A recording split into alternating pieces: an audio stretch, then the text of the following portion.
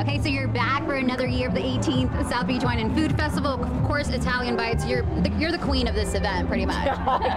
Yes, that's what I hear, that I am the queen of this event. It's a great event. It's a great kickoff. I think the weekend is craziness, and so why not kick it off with a great Italian party? And what's one thing that always surprises you about the festival each year?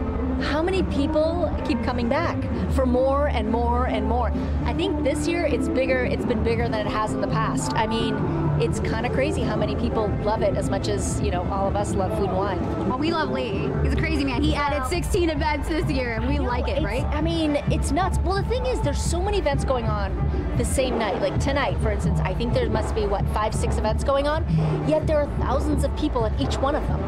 I didn't know there were so many people who would be into it, but you know what? Miami's a fun city, and Lee puts on an unbelievable party, and there's some great chefs and some wonderful winemakers, so why not? We love the wine, of course. Oh, yeah. So how do you keep the balance here? Because of course, when we think Italian food, we think, oh, delicious comfort food, carts, but then you come to Miami, and you know, we're wearing the sundresses, the bathing suits. What's your preparation for the South Beach Wine and Food Festival? I definitely sort of tweak my menu. Like, for instance, tonight I'm doing little bite-sized crostini, whipped ricotta, and just some blistered tomatoes. So colorful, appetizing, satisfying, but light, because it's hot here and it's humid, so the last thing you want to do is have a giant meatball or something that's going to weigh you down. So I definitely tailor my food to be a little bit of on the Italian light side and easy to eat. And there's 35 options, so you got to so much. You got to pace yourself. Absolutely. That's why I make mine really small, little bite size. Truly an Italian bite. And we appreciate that, so we're not too full. Let's talk a little bit about the Giada. It was your nickname growing up, and you have a little lifestyle brand, which we love.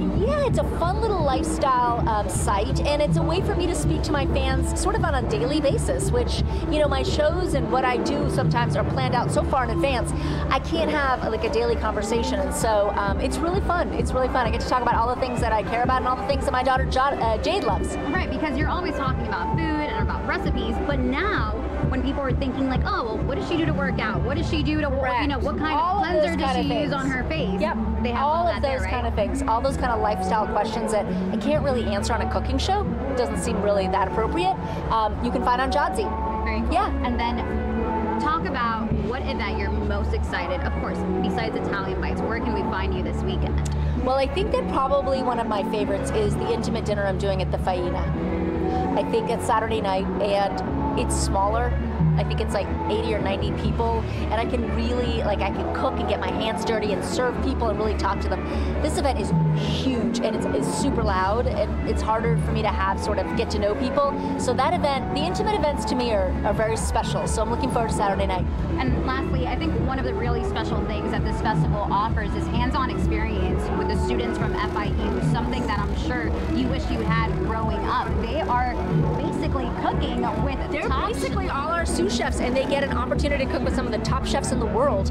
So I gotta say, it's pretty spectacular, and they're great kids. They're great kids, so it's a lot of fun to be able to give back in that way too. And what's one thing that you know now that you wish you knew when you were first getting into, you know, the craft and the passion of cooking and food? I guess the one thing I would say is figure out where you fit in, what makes you special. Like, everybody's got something special about themselves, however they grew up with whatever kind of food, and sort of put that story into what you make. Very cool. And your favorite dessert, what is your favorite dessert? I like anything chocolate. Honey, anything chocolate. I love it. I'm with you on that one. Thank you so much. You got it.